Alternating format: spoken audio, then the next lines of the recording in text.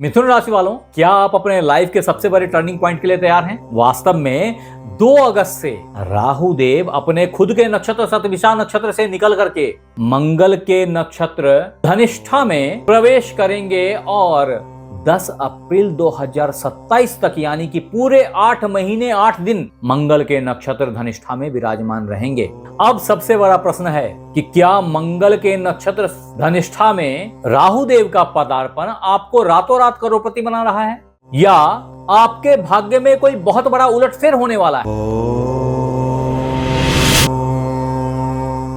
तो नमस्कार मित्रों, मैं आचार्य देवेश कुमार ठाकुर आपको आपके अपने चैनल एस्ट्रोलॉजी स्टार्ट्स में फिर से एक बार स्वागत करता हूं। मिथुन राशि वालों, ये 8 महीने का टाइम फ्रेम बहुत ही यूनिक है, बहुत ही खास है, जो आपके भाग्य और आपके गूढ़ ज्ञान को दिव्यता प्रदान करेगा, एक जबरदस्त परिवर्तन देगा, जिसकी व्याख्या अभी हम 1 बाय 1 करते चले जाएंगे। और इसकी व्याख्या करने के लिए सबसे पहले हमने धनिष्ठा नक्षत्र के स्वभाव और चरणों को समझ लेना चाहिए। आपको ये याद रखना चाहिए कि धनिष्ठा के 4 चरण होते हैं और राहुदेव उल्टे चलते हैं। राहु और केतु सदैव इस डायरेक्शन में ना चल के इस डायरेक्शन में चलते हैं, अतः ये यहाँ पे धनिष्ठा के 2 चरण पड़ेंगे और यहाँ पे धनिष्ठा के 2 चरण पड़ेंगे। तो कहने का मतलब है पहले राहुदेव धनिष्ठा के 4th चरण में विराजमान होंगे, फिर यहाँ से खिसक के धनिष्ठा नक्षत्र के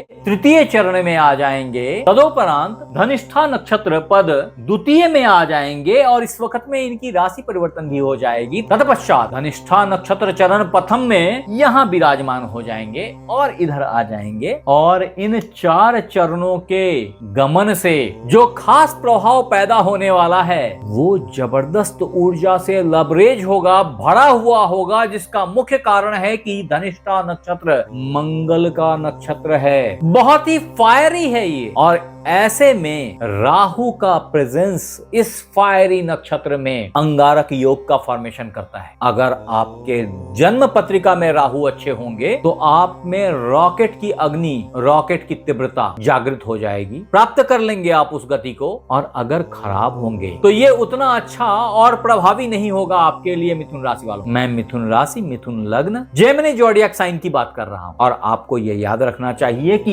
ये जो 4 चरण निष्ठा के हैं ये वास्तव में 2 अगस्त से 10 अप्रैल यानी कि पूरे 8 महीने 8 दिनों का है। हर चरण को 2 महीने का वक्त मिला है और ऐसे में अगर आप गिनती करेंगे तो 2 अगस्त से 2 सितंबर 2 अक्टूबर धनिष्ठा का 4th चरण होगा जब राहुदेव यहाँ होंगे। और ये 4th चरण वास्तव में मंगल के नवमांश में गिरता है 100%। परिणाम ये होगा कि मंगल के आधिपत्य का ये टाइम फ्रेम आपके भाग्य में जबरदस्त गति प्रदान करेगा, अत्यधिक तीव्रता दिखाई पड़ेगी आपको। और अगर आपने धर्म का साथ नहीं छोड़ा तो आप भाग्य से ओत प्रोत हो जाएंगे, हर प्रॉब्लम से बच के निकल जाएंगे। समझो कि कांटों से बिछे रास्ते से आपको कोई गोद में उठा के पार करा दे, इस तरह की सिचुएशन बनेगी। तदोपरांत धनिष्ठा नक्षत्र का 3य चरण जो कि अक्टूबर और नवंबर इन 2 महीने का होगा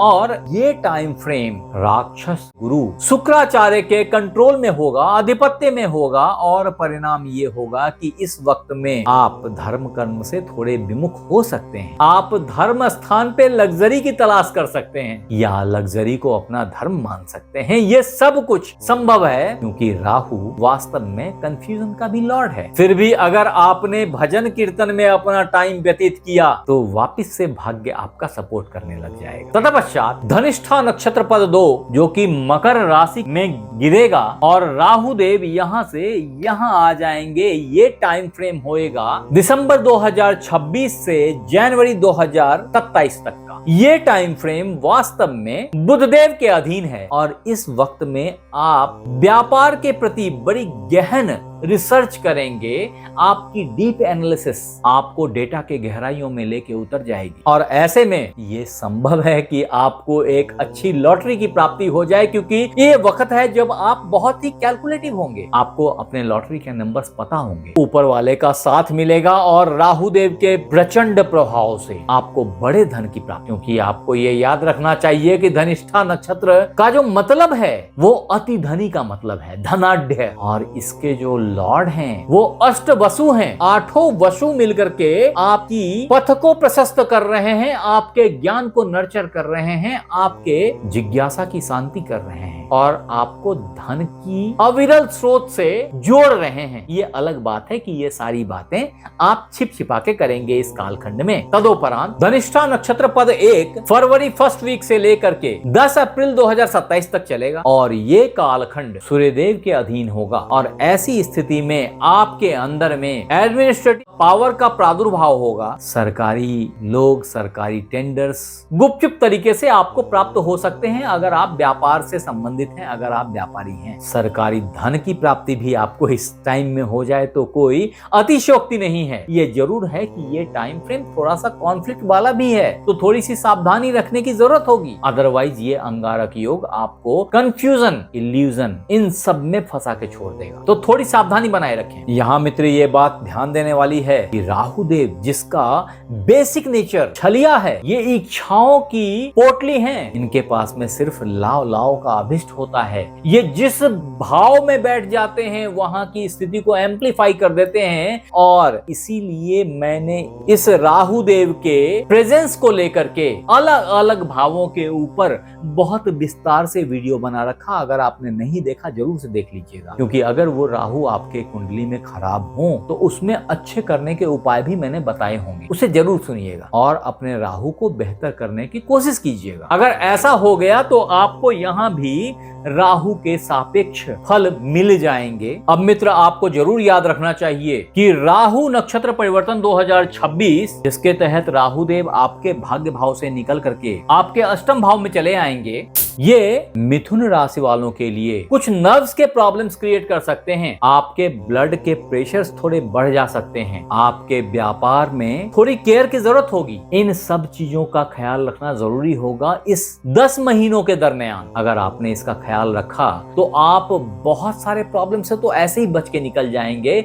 फिर भी अगर Rahu transit 2026 Gemini zodiac sign के तहत अगर आपको कोई प्रॉब्लम एक्सपीरियंस हो जाए तो ऐसी हालत में आपने भगवान गणेश को 3 दुर्बा किसी भी बुधवार से नित्य चढ़ाना चाहिए। ऐसा करने से आप बहुत सारे प्रॉब्लम से ऐसे ही बच के निकल जाएंगे। तदोपरांत आपके लिए जो दूसरा रामबाण उपाय है मिथुन राशि वालों अथवा मिथुन लग्न वालों अथवा जेमिनी ज़ोडिएक साइन वालों, वो है पक्षियों को ततनाजा देना। 7 तरह के अनाज सर के ऊपर से वार के एक मुट्ठी नित्य डालना। ये कार्य भी आप किसी बुधवार से नित्य कर सकते हैं। ऐसा करेंगे तो आप बहुत सारे राहुजन्य समस्याओं से निवृत्त हो जाएंगे। आपके लिए जो तीसरा रामबाण रत्न है वो है एक अच्छा पन्ना। हालांकि फिर से वही बात, मैं बिना जन्म पत्रिका देखे कभी भी रत्न धारण करने की सलाह नहीं देता। आप हमें जरूर बताएं कि ये वीडियो आपको कैसा लगा और अगर अच्छा लगा तो इसे लाइक करें, सब्सक्राइब करें, शेयर करें, बेल बटन को दबाना बिल्कुल ना भूलें ताकि मेरी हर नई वीडियो इंस्टेंटली आप तक पहुंच जाए। और अगर ये वीडियो आप फेसबुक पे देख रहे हैं तो फॉलो कर लें।